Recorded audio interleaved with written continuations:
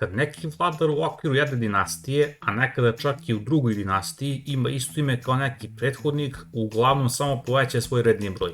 Tako je, na primjer, Luja XIV. Nasledio Luj XV, a njega Luj XVI, a kod danaca je recimo posle Kristijana VIII došao Kristijan IX, uprkos tome što nisu bili iz iste dinastije.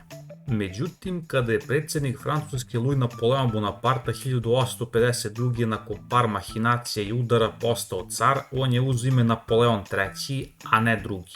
Ako je prethodni i malo poznati Napoleon vladao kao Napoleon I, zašto je Bonaparte koji je došao posle njega vladao kao treći?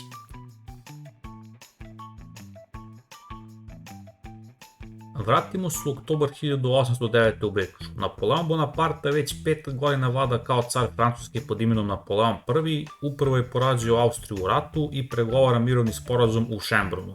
Nakon pregovora, 12. oktobar je otišao sa pratnjom da posmatra vojnu paradu. Jedan 17-godišnjak, Friedrich Stapps, je zatražio sastanak sa njim kako bi mu predstavio jednu peticiju. Napoleonov adjutant general Rapp je to odbio, da bi ga kasnije primetio kako se probio kroz okupljeni narod u pokušaju da mu priđe. Štapsa su priveli i otkrili su da ima veliki nož sakriven u papirima. Kasnije ga je Napoleon lično ispitivao i saznao je da on želi da izvrši atentat na njega. Štaps je bio osuđen na smrt, a Napoleon je ukapirao da mu hitno treba prestolonaslednik kako bi osigurao francusko carstvo, a i da bi se povezao sa nekom europskom vladarskom dinastijom. U tom trenutku je on bio 14 godina u braku sa Josefinom, koju on jeste dosta voleo, ali sa njom nije imao dece. On je usvojio njeno dvoje dece iz njenog prvog braka, ali on sam nije imao prestolonaslednika. Pored toga, Josefina ima 47 godina i dok se jesu dešavali slučajevi da žene ostanu u drugom stanju u tim godinama, Halle Berry na primjer, strogo dinastički gledano je Napoleonu ipak trebala mlađa supruga koja ima veće šanse da mu rodi prestolonaslednika. Pored toga, neka supruga iz evropskih vladarskih dinastija bi dala veći legitimitet Napoleonu i njegovoj dinastiji, jer bi time i drugi evropske dinastije na neki način priznali porodicu Bonaparta kao njima ravni. Napoleon je najpre hteo neku Romanovu, pa je još 1808. posredno pitao Ruse za Jekaterinu, sestru ruskog cara Aleksandra. Romanovi to nisu hteli, pa ju je njena majka Marija Fjodorovna udala za vojvodu Georga Oldenburškog. Godinu dana kasnije je pitao Romanovi za njenu sestru Anu, ali je njena majka ponovo to sprečila tako što je odugovlačila, a i njen brat, ruski car Aleksandar, se pridružio tome. Ovo provodadžicanje sa Romanovima je zabrinulo Austrijance, jer nisu hteli da budu uklješćeni između Francuza i Rusa u njihovom potencijalnom savezu, pa je knez Metternich predložio caru Austrije Francu II. Ideju da svoju ćerku Mariju Luizu da Napoleonu. Marija Luiza je 1809. imala 18 godina i bila je ćerka Franca II. I njegove druge žene Marije Tereze. U skladu sa Habsburškom tradicijom udaranja dijagonala i horizontala u porodičnom stablu, otac i majka su i međusobno bili rođaci, ali su ga oni i za Habsburg i overili. Otac njenog oca i majka njene majke su bili rođeni brat i sestra, ali i majka njenog oca i otac njene majke su takođe bili rođeni brat i sestra. Na sreću, ta dva para bar nisu bile iz istih dinastija. Dodatna zanimljivost, Marija Luiza je bila rođena sestra nadvojvode Franca Karla, koji je bio otac Franca Jozefa, odnosno Franje Josipa, i deda Franca Ferdinanda. Nego, pregovori sa Austrijancima su bili uspešni i samo je preostalo da se Napoleon razvede. On to na ličnom nivou uopšte nije hteo, jer je dosta voleo svoju ženu, ali iz državnih razloga, a i zbog pritisaka porodice, to ipak morao da uradi. Na jednoj večeri 30. novembra 1809. joj je to saopštio i rekao je da, što se njega tiče, to ne bi nikada uradio, ali da su okolnosti takve da se to od njega zahteva. Josefina se složila sa idejom razvoda, pa su se 10. januara 1810. u velikoj dvorskoj ceremoniji zvanično razveli. Imate i ovu sliku Andrija Frederika Chopina, izrađenu 1846. koja bi trebala da se nalazi u Londonu. Napoleon je naredio da se tim povodom za Josefinu napravi jedan set tanjira i escega sa egipatskim motivima, a i tražio je da joj i dalje ostane zvanje carice čak i nakon razvoda.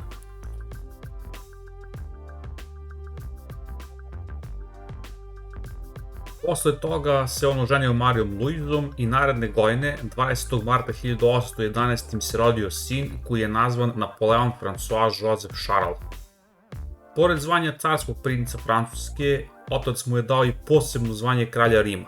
Godinu dana kasnije, februara 1812. Napoleon zvanično započeo invaziju na Rusiju, koja se jako loše završila za njega, uprkos tome što je osvojio Moskvu, pa je bio prinuđen da se povlači, što je započeo rat šeste koalicije, na kraju koga je on bio totalno vojno poražen. Francuski senat je 2. aprila 1814. proglasio akt o carevom kraju, gde se spominje da je prekršio ustav i da više nije car i da je pravo prestolonasleđa ukinuto u njegovoj porodici i pored toga zakletva vernosti Napoleonu više ne važi ni za francuski narod ni za vojsku. Kao odgovor na to, on je pokušao da abdicira, odnosno podnese ostavku na presto u korist svog trogodišnjeg sina sa suprugom kao regentom, ali je taj predlog odbijen. Posle toga, Napoleon je potpisao bezuslovnu abdikaciju, pa je prognan na Elbu. Napoleonova supruga je sa sinom otišla kod svog oca, cara Austrije, u Beč. Na čelu Francuske su vraćeni Burboni, koji su vladali pre Francuske revolucije i svega ovog, a novi kralj je postao rođeni brat Luja XVI, Luj XVIII. Što 18. a ne 17. pa kada je Luj XVI giljotiniran, imao je 8-godišnjeg sina po imenu Luj, koji se nalazi u zatvoru. On je u njemu i preminuo 2 godine kasnije od tuberkuloze, mada postoji priča o trovanju. Francuska je Burbonskom obnovom trebala da se vrati kroz vreme i da poništi Francusku revoluciju, samim tim i odluku o ukidanju monarhije, pa ako revolucija ne važi, onda je i sin Luja XVI bio kralj, jer kraljevina nije legitimno ukinuta, što dovodi do toga da je njegov sin vladao kao nekrunisani kralj Luj XVII. Njegov stric, istovremeno i brat Luja XVI, Luj Stanislas Xavier, je u znak toga uzeo ime Luj XVIII. Napoleon je uspeo da pobegne sa Elbe i 20. marta 1815. su zvanično otpočela takozvana 100 dana njegove vladavine nakon njegovog ulaska sa vojskom u Pariz.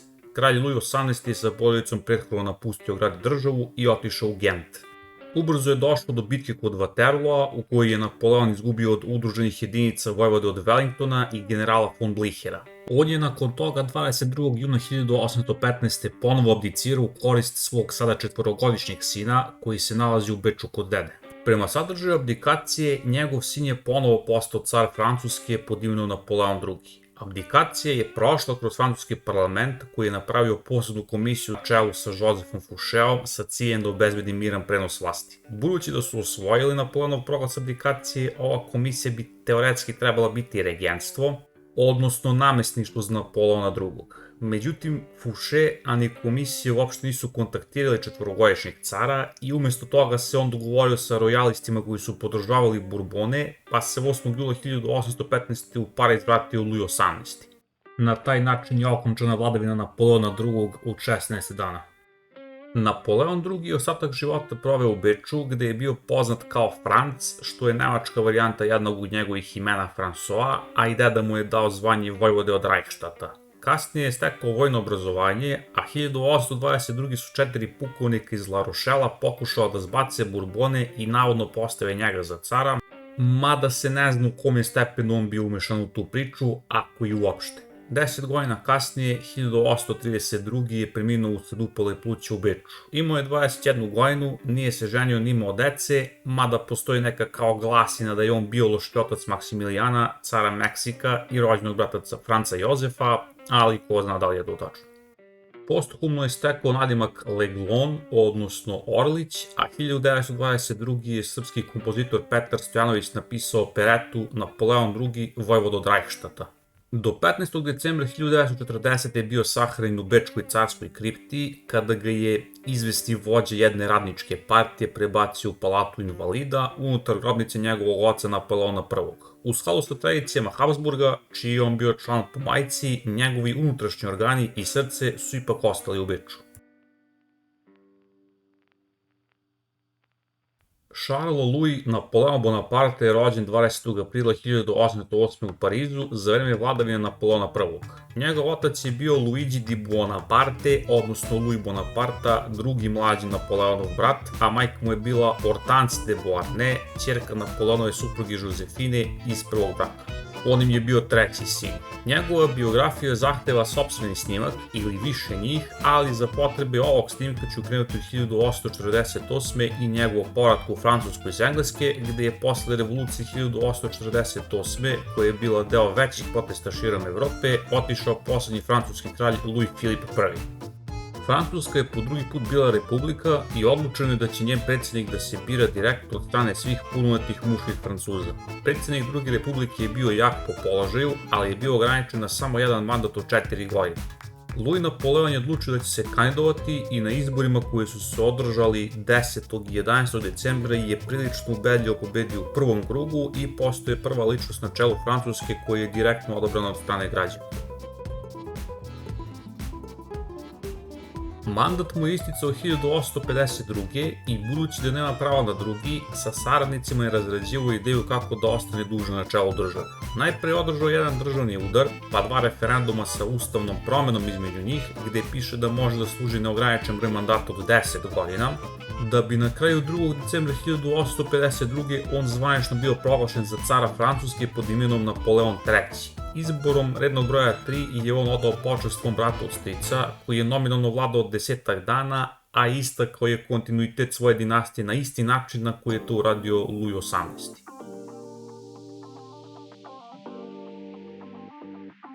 Dakle, što je Napoleona I nasledio Napoleon III? Pa iz istog razloga zbog koga je Louis XVI nasledio Louis XVIII. Želja da se iskaže kontinuitet dinastije režima pod njim i odavanje počasti nekrunisanim vladarima. U prvom slučaju je jedan bio samo pretendent pod režimom Francuske revolucije, a u drugom 4-godišnji dečak koji je živeo u Beču i koga uopšte nisu ni zvali da dođe na vlast.